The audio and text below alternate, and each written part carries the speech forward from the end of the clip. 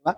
O heto, panoorin natin itong interview ni Ma'am Hanelet, itong kinakasama ni Tatay Digong, itong ina ni Kitty Duterte, no? In-interview po siya ni Ma'am Maharlika. Panoorin po natin itong lahat, okay? Play. Narito ang Balitang Pinoy TV.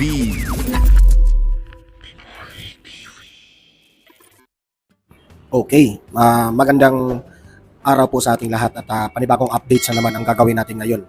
Una nating pag-uusapan magre-react tayo dito sa papakita ko sa inyo yung video na itong si Ma'am Hanelet po in-interview ni Maharlika vlogger kung ano yung update po patungkol kay former President Duterte nung nagkita sila sa The Hague ICC. Okay, mamaya ipapakita ko sa inyo yan. Itong pangatlo nating pag-uusapan ay itong si Elizabeth Zimmerman, okay, itong dating asawa ni Tatay Digong, no? Papakita ko sa inyo na pumunta rin doon sa The Hague, Netherlands, okay? Mamaya ipapakita ko 'yan. At itong last na balita natin ay itong si Vice President Inday Sara Duterte hinamon harapin ang sariling kontrobersiya sa umanay paglustay sa confidential funds. Ito yung mga grupo ni Castro at itong si Brosas, no? Hinahamon nila si VP Sara. Ayan na naman sila. Hindi pa rin kontento. Okay? So, yun po ang mga pag-uusapan natin ngayon. Pero bago ang lahat, bago natin ito pag-uusapan, tulungan nyo po muna ako na i-like at saka i-share itong ating live. Hindi naman ito live, recorded ito. So, paki-share po ng video na ito para guys, kakalat ito sa taong bayan. Okay? At magising-gising rin ang mga bangag. Sabay-sabay muna tayong like and share this video. 1, 2, 3, go! Ayan. And also guys, sa mga bago pa lang dito sa aking channel, mag-subscribe na po kayo para lagi kayong updated sa ating mga balita. And at the same time, yung cellphone ninyo ay ma-notify yan kung meron tayong breaking news, meron tayong bagong uploads, o kung nagla-live ang Donmar TV. Okay? So, sige po. Sabay-sabay tayong mag-subscribe sa Donmar TV. Ready? 1, 2, 3, go! Ayan, nakasubscribe na ba lahat? Di ba? O, heto, panoorin natin itong interview ni Ma'am Hanelet, itong kinakasama ni Tatay Digong, itong ina ni Kitty Duterte, no? In-interview po siya ni Ma'am Maharlika. Panoorin po natin itong lahat, okay? Play. Hello, magandang araw sa lahat ng aking mga kababayan.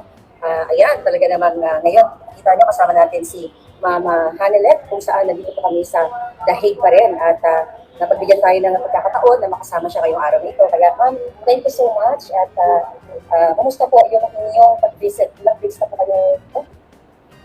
25 na. 25 din naman din. Kamusta naman po kayo nung nakita? Nag-visit ko na si PRD, ba? With Kitty? At pagdating niya doon sa namin, nagyakapan kami tatlo, tapos sabay-sabay kami Kitty kumanta ng happy birthday sa kanya. Oo. Dito si Kitty sa kabilang kasi dito ako sa kabila, kasi kami kanta ng happy birthday. Grabe, no? Nakakaawa, no? Niyakap raw nila si Tatay Digong tapos hinalikan dito sa pisngi silang dalawa ni Kitty, no? Ganyan kasimple po ang ating Tatay Digong. Simple lang yung kanilang sineselebrate, ha? Umiyak si PRD. Ay, kayo po. Kasi sabi niya, wag daw kayo umiyak. Ako mamit siya. Ano po yung sinabi ni former President PRD sa inyo? Sabi niya, kagaya na sinabi niya kay Kitty, sabi niya, there will be a day. There will always be a day of reckoning. Saka sabi niya, kinong niya nga sa Psalms 91 verse 8, I will let you see with your own eyes the destruction and the punishment of the wicked. Yeah. Ganun ang promise ng Panginoon. So very positive po si PRD. Ano yung parang pinaka-importanting mensahe niya sa inyo nung time na nag-visit sa kanya? Kinantahan ko kasi siya kung ano nangyayari sa labas.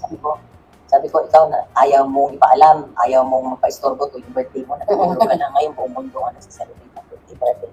Yeah, birthday niya. So, tuwa naman siya. So, nagbanggit pa siya na, like personal messages sa Pilipino, mga kababayan natin. Sabi niya, salamat sa suporta at sa pagmamahal. As usual, sabi niya, mahal niya ang lahat ng mga Pilipino sa buong mundo, sa Pilipinas at sa labas ng bansa. Saan mang parte ng bansa. Mahal. Yun naman talaga eh. Miskin na ng presidente siya. Mas minahal pa nga niya. Yeah, at ang Pilipinas. Yeah. So, ako po talagang nag-travel din ako para ma-witness talaga namin yung, yun nga, yung pang-aapi sa family ninyo. at lalo kay Pangulong Duterte, kita din naman namin na milyon-milyon tao talaga ang nag-support sa inyo. Pero ako po, ay bilang isang just an ordinary citizen, marami din lumalapit kasi sa akin ng mga tao na sabi, nag-pretend like they are connected with you, or I don't know, may mga kahapon sa ground, nandun ako, may mga pinaparating sa akin na mga information na may mga taong nangihingi ng tulong on behalf of your family. Inaalaw niyo po ba yun? Nakiusap ko lang kung sino man o kayo, huwag niyong gamitin ang pagkakataong ito, ang trahedya namin. Kung kayo ay sadyang nangangailangan sa buhay, parang awa din ako, huwag po gamitin ito. Dahil kami ho, bilang pamilya, si VP Inday, si Congressman Pulong, si Mayor Paste, hindi ho kami hihingi ng tulong o pinansyal na tulong sa ibang tao.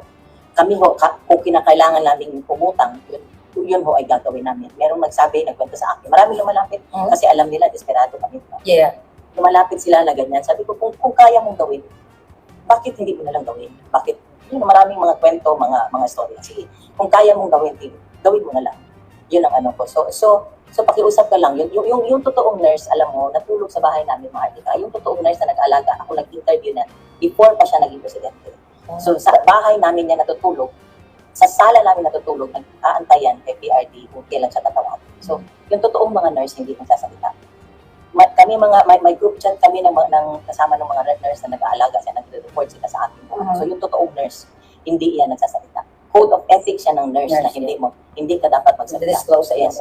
Nagtatago yung totoong nurse. Kung nagpapanggap ka na ikaw nag-aalaga ng nurse ka, para mahiya ka naman. Sa totoong nurse na nag-aalaga, nagpupuyat sa kanya. Pero kung yung nurse ni Pangulong Duterte, di ba, hindi naman inalaw? Kaya nga, ultimo nurse, di ba?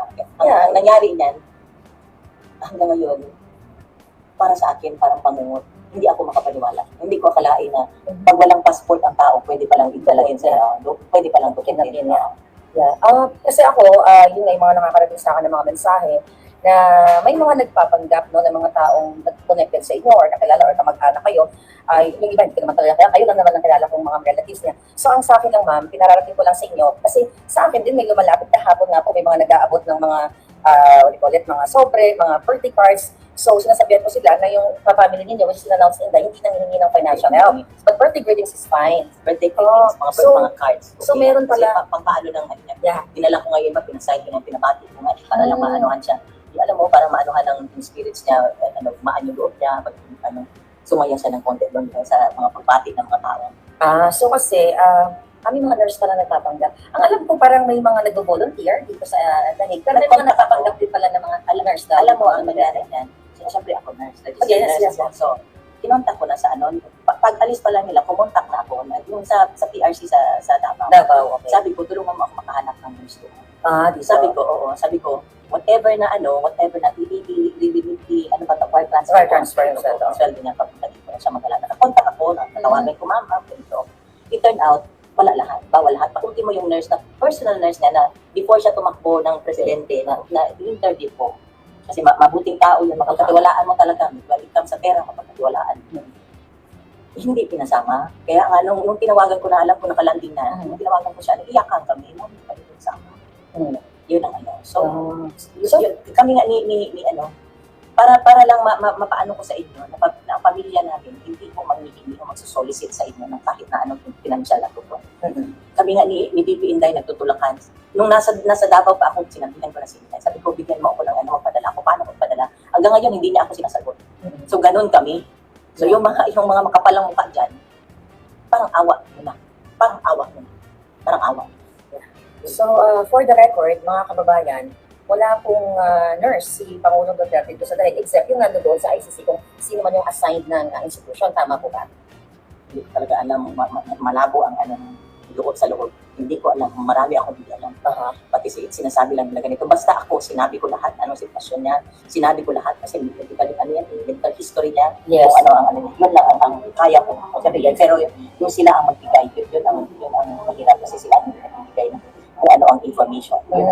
Pero yung medical history ni PRRD na i-forward na sa kanila lahat, tama ba sa ICC? Inaasikaso ng mga inaasikaso. Kasi kailangan, sino bang EPRs ang hindi na Nangailangan ng healthcare, Kalinga, medical affairs, medical provider, whatever, so, sino bang hindi nangailangan?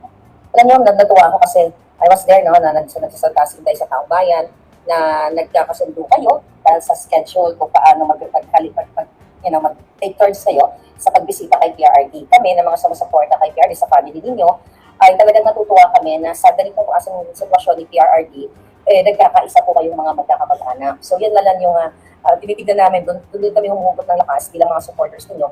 At ako naman nasa dahil for the first time na narinig ko sa inyo na mayroon palang nagpapanggap na mga nurses or whatever kay PRRD. So sana wag naman gawin yon. And alam mo ni PRRD po yun, yung mga ganong issue. Hindi mo na alam. Hindi na natin sabihin. Hindi ko na, hindi ko na sinabi sa kanya anong situation. After naman siya. Kasi talagang harassment. Yeah. Ako, doble ang trauma ko no? Sa Manila, sa Davao. Doble talaga ang trauma ko. So, my daughter was not in Davao at the time. Yeah. After that. So, grabe. Ito na nga mga kabalita. Ano na ang masasabi nyo patungkol sa balitang ito? Please comment down below mga kabalita. Pag-usapan natin yan sa comment section. At kung di ka pa nakasubscribe sa ating channel, baka naman